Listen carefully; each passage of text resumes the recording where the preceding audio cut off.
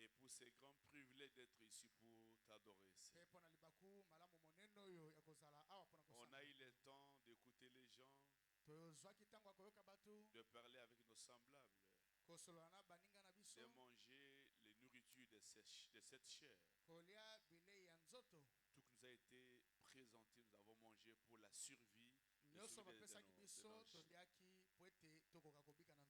Mais il est écrit, l'homme ne vivra pas de paix seulement, mais de toute parole qui sort de la bouche de Dieu. Ce soir, nous voulons nourrir nos âmes. Et il n'y a aucun homme qui a habilité de nous nourrir. C'est toi, le vrai berger, qui a la nourriture pour le brebis.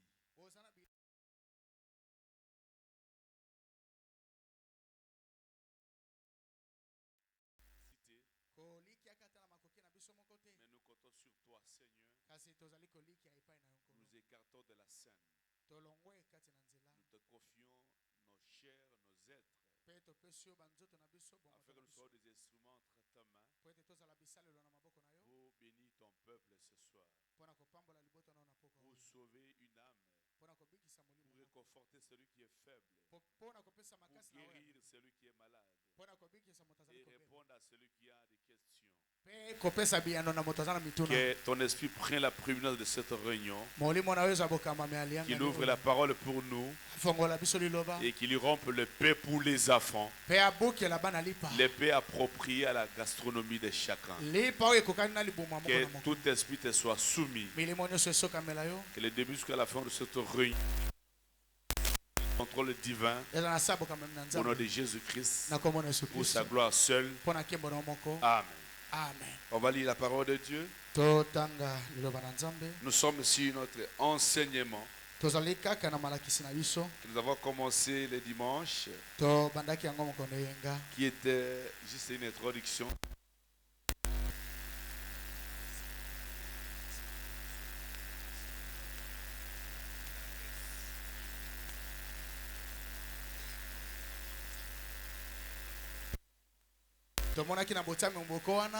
Que le plan de Dieu c'est pour nous sauver, c'est pour notre guérison.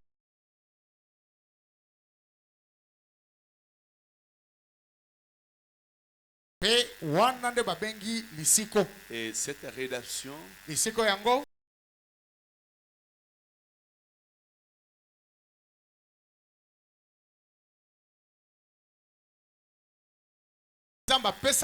a établi certains hommes sur la terre que nous appelons le ministre de l'évangile. Branham me dit je les aime. C'est l'office le plus élevé.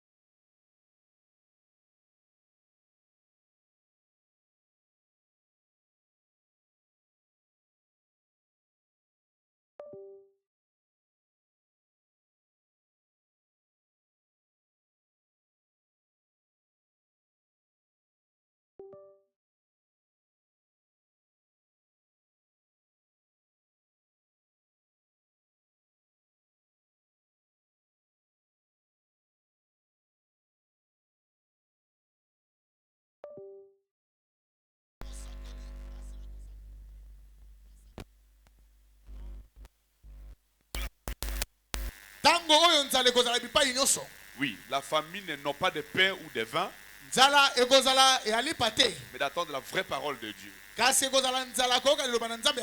Et la parole dit, tout ce que vous prêcherez, que ce soit de faux ou de vrai, quelqu'un croira. Et il a dit, je pense que le vrai ministre devait être en l'œuvre pour nourrir les enfants de la véritable nourriture spirituelle convenable. C'est ce que nous voulons faire. Oui, Nombre 19. L'Éternel parla à Moïse et Aaron et dit: pouvez vous asseoir? Voici ce qui est ordonné par la loi que l'Éternel a prescrite en disant: parle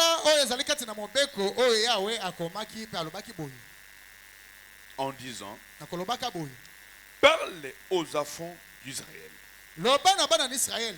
qui t'amènent une vache rousse sans tache, sans défaut corporel, qui ne peut porter le joug. Quand on va commencer à détailler ces choses, ça sera celui-là.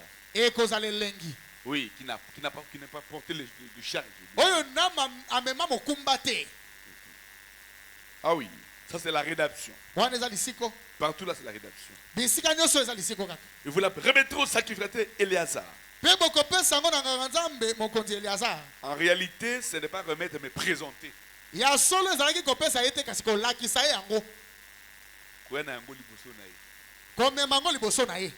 réellement le terme qu'il faut. Parce que moi j'ai aussi beaucoup de Bibles. Mais notre prophète utilisait beaucoup de traductions. Le son là n'est pas bon. Hein? Alors, il dit, vous la remettrez au secrétaire Éléazar, qui la fera sortir hors du camp, et on l'égorgera devant lui.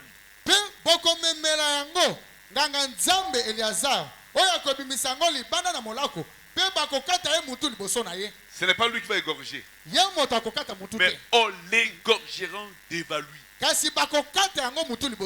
Et vous verrez que tout ça c'est Jésus. Alléluia. Amen. C'est pourquoi dans ceci il y aura une étape où on parlera sur le retour du souverain sacrificateur.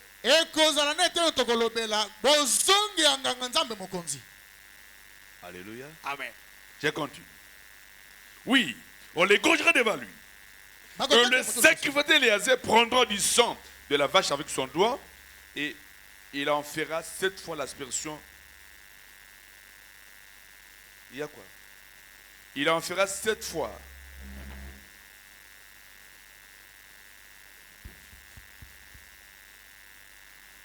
Et il en fera 7 fois l'aspersion sur le devant de la tente d'assignation.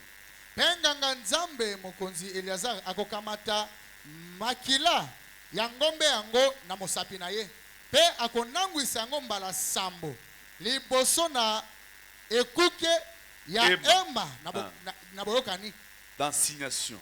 Na boyokani. C'est ça, hein? Ok. On brûlera la vache sous ses yeux. Bakotumba ngombe yango liboso na miso na ye. On brûlera sa peau, sa chair, son sang, avec ses excréments. Le sacrificateur prendra du bout du doigt, prendra du bois de cèdre, de l'hysope, du cramoisi, et il les jettera au milieu du flamme qui consumeront la vache. Le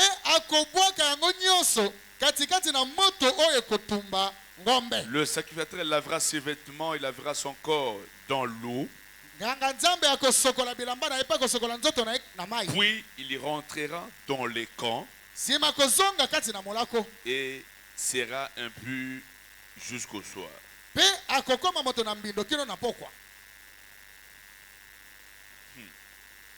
Quand il arrive le temps du soir, il n'y aura plus d'impurité. Il sera pur. Vous comprendrez. Il sera impur jusqu'au soir. C'est pourquoi Daniel a dit: plusieurs seront épurés à ce temps-là, blanchis à ce temps-là. Au temps du soir. Oui. Et celui qui va brûler la vache lavera ses vêtements dans l'eau Et lavera son corps dans l'eau. Et il sera impur jusqu'au soir. Un homme pur recueillera la cendre de la vache et la déposera hors du camp dans un lieu pur. On la conservera pour l'ensemble des enfants d'Israël. C'est une eau d'expiation. C'est une eau de purification. Alléluia. Amen. Et Branham utilise ça, le eau de séparation.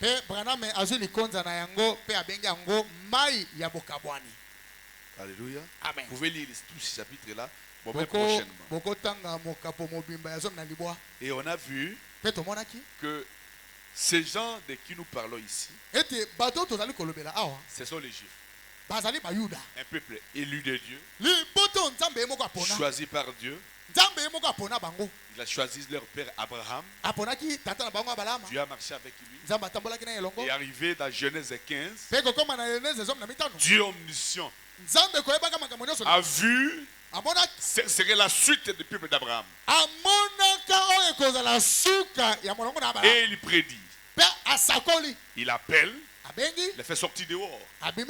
Il ôte le voile. Cette prédication mérite vraiment d'être prêchée. Après que nous avons prêché sur l'avenir de notre église.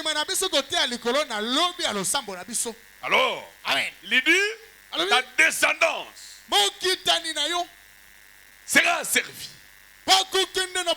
dans un pays étrange. Ils vont souffrir. On va les opprimer pendant 400 ans. Après quoi je descendrai. Je le délivrerai par ma main puissante. Mais il faut que les péchés des Amoréens atteignent son comble. Vous pouvez lire ça à la maison.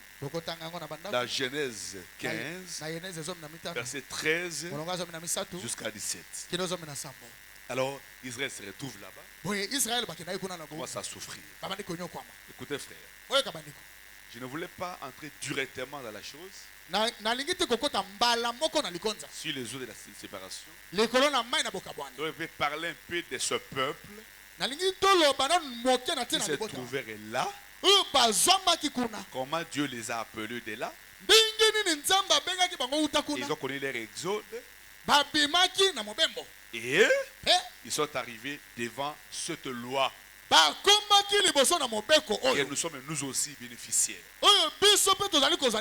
Et dans ceci, il y a 3 exodes. Le premier exode, c'est l'exode des enfants d'Israël. De l'Égypte vers Canaan. C'est avec Moïse. On ne peut pas parler d'exode. Premier exode, ça parlait Moïse. Et vous ne pouvez pas connaître l'exode sans croire à Moïse et le suivre. Il était même le provocateur de l'exode. Lui-même était l'exode. Alléluia. Amen. Et le deuxième exode, c'est Jésus-Christ qui vient à la fin de l'Ancien Testament pour dire au peuple juif de croire en lui. Lui, de qui Moïse a parlé, que l'Éternel votre Dieu vous enverra un prophète comme moi. Et celui qui ne l'écoutera pas sera retranché du bien du peuple. Et il disait, oh nous c'est Moïse. Nous, Moïse. Alors il devait croire en lui. Il devait quitter le judaïsme, c'est-à-dire la loi mosaïque, pour croire en Christ. C'est l'exode, c'est sortir d'eux, entrer dedans. Il devait quitter le judaïsme Et entrant en Christ. La parole de l'Éternel. Il leur a dit, vos pères ont mangé de la manne dans le désert. Et ils sont tous morts. Et je suis le pain de Dieu qui est descendu du ciel. Celui qui ne mange pas ma chair, qui ne boit pas mon sang, n'aura pas la vie en lui. L'exode crée toujours des troubles. Ça crée une guerre. Alléluia. C'était difficile. Il dit, si vous ne croyez pas ce que je suis, pas de salut. C'était l'exode. Le deuxième exode. Et à la fin de temps, Dieu nous envoie un prophète. William Marion Branham. Lui vient à la fin des âges de l'église. Et proclame un message. D'appel à sortir. Pour quitter les églises et entrer dans l'église. Exode. Et on ne peut pas parler de cet exode sans parler de Branham. Dans cet âge, ou dans cet exode, devient Branham, c'est devient Dieu. Et c'est le chemin du ciel. Pour aujourd'hui. Alléluia. Amen, amen. Alléluia. Amen. Et pour comprendre tout ça, parlons un peu du premier exode et des dispositions que Dieu avait prises pour son peuple. Alors ça nous aidera de comprendre de notre temps et des dispositions que Dieu avait prises pour notre salut. Parce que nous parlons du salut. Parce que tout ce n'est pas là, c'est le salut. Alléluia. Amen, amen. Ah oui. Et nous avons vu. Excusez-moi. Si je peux effacer un peu ici. On laisse ça. Alléluia. Amen. Je prends mon marqueur. Premier point. C'est Exode. Alléluia. Amen. On a vu avec les pasteurs qui viennent nous prêcher ici. Notre pasteur Muyumba nous a parlé de 5 identifications précises de la véritable église de Dieu vue. Et nous avons vu le dimanche en introduisant que pour le premier exode, quand les temps de la promesse devaient s'accomplir, alléluia. Amen. Dieu devait envoyer un prophète. Et l'avènement de Moïse n'a pas laissé le diable tranquille. Et quand le diable a vu que Moïse allait naître, que la promesse allait naître, il a pris décision d'exterminer tous les garçons, tous les enfants mâles. Des aura 5 ans à 2 ans. En réalité, ce n'était pas qu'il voulait tuer tous ses enfants. Il voulait aussi les tuer. Mais le but principal, le diable a attendu que le temps de la promesse était déjà là. 400 étaient déjà accomplis.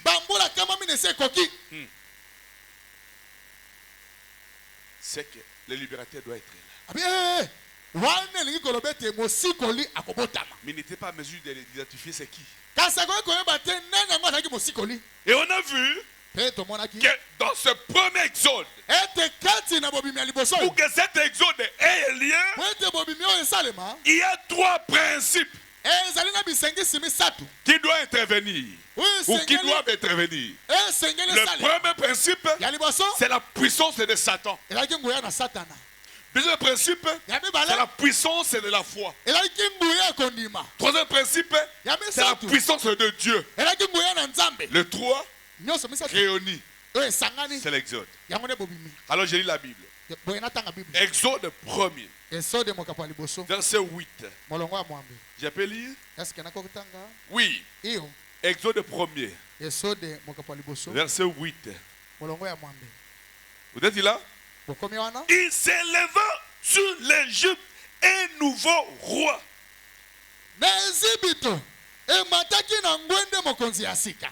Une bonne traduction aussi, on dira un nouveau pharaon.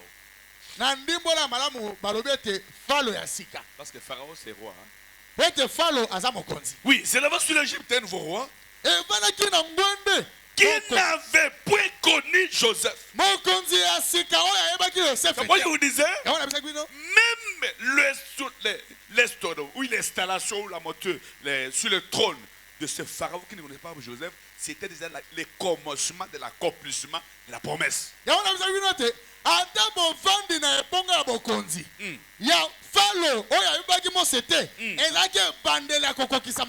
ne connaissait pas Joseph.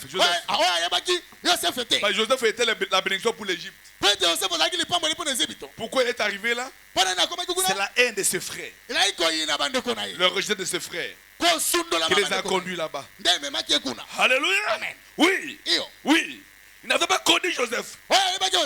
Il monta sur le trône. Et il dit à son peuple, voilà les enfants d'Israël qui forment un peuple plus nombreux. Frère, écoutez-moi très bien, parce que nous entrons dans la matière maintenant. Voici les enfants d'Israël qui forment un peuple plus nombreux et plus puissant que nous. Alors, montrons-nous habiles à son égard, empêchons qu'ils ne s'accroissent. Frère, écoutez-moi bien. Empêchons qu'ils s'accroissent. Et que s'il survient une guerre, il ne se joignent à nos ennemis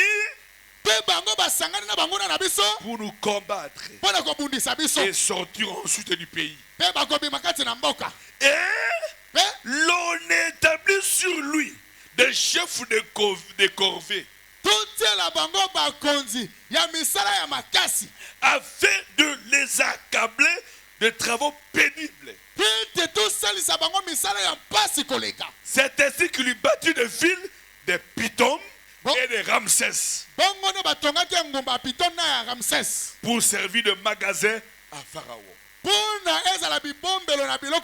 Frère, ma soeur, même ta souffrance, elle a été prédestinée. Il n'y a rien que Dieu est surpris. Et c'est toi qui dois passer par là. Et cette souffrance a un début. Toi va une fin. Alléluia. Amen. Il a fallu qu'il monte et qu'il épose de tout ça. Branham avait dit, toutes ces idées-là qu'il disait venaient du diable.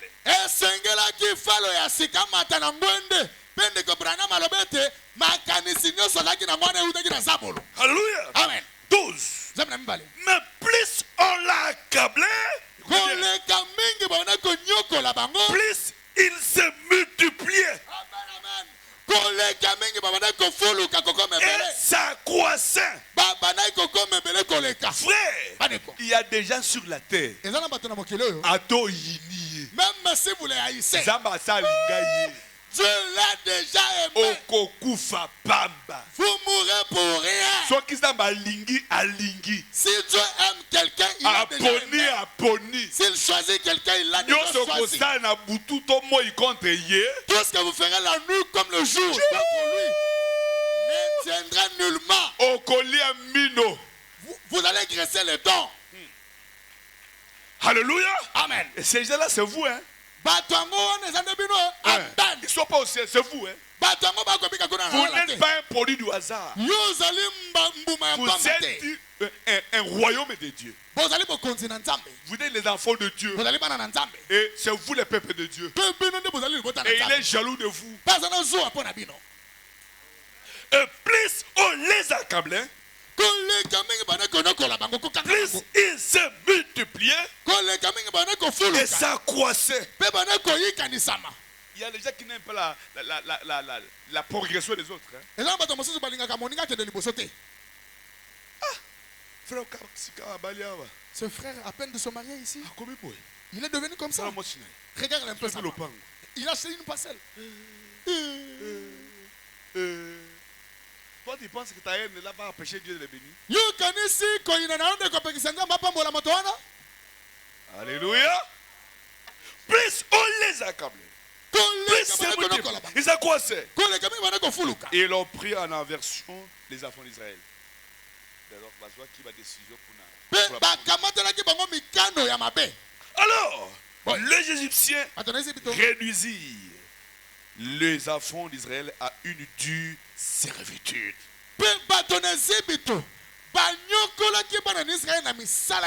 Voilà un détail qui est oublié. Alors Dieu avait dit qu'il faut qu'ils souffrent. Malgré la souffrance, le péché des Amoréens de l'autre côté. Dans les pays desquels ils vont habiter, ceux qui seront chassés, leur péché devait attendre le comble. C'est pourquoi en Jésus, le malheur des uns, c'est le bonheur des autres. Ah, c'est fort, hein? Alléluia. Pour détruire les Amoréens, les propriétés de ces villes, il faut que les péchés atteignent son comble. Que Dieu se fâche et détruise et les plate. Ça, c'est les propriétaires. Alléluia. Amen. Ah oui. Oui. Et il leur a dit, il leur a rendu la vie amère par de rudes travaux en argile, en briques.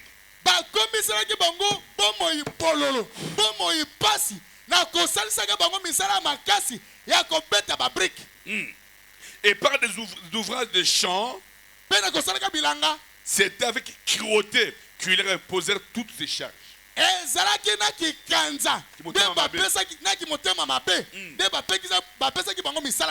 Alors écoutez, en dehors des travaux, en dehors des travaux, diable vraiment tout diable si le diable veut te maltraiter, alléluia. Amen. Le roi d'Égypte parla aussi aux sages femmes de Zébré.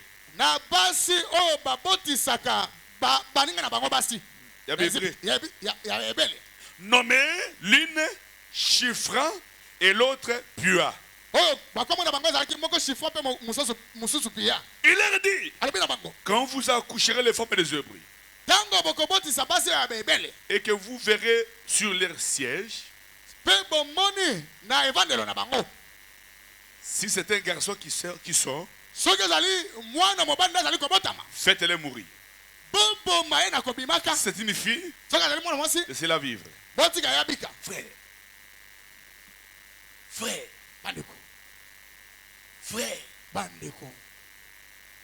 Tout ça pour éviter qu'ils se multiplient. Et Égypte ne voyait que le peuple. Ils n'ont pas vu ce qui était derrière eux. Frère, la promesse de Dieu, on ne peut pas l'accabler. Tu peux maltraiter le corps ici. Pas la promesse.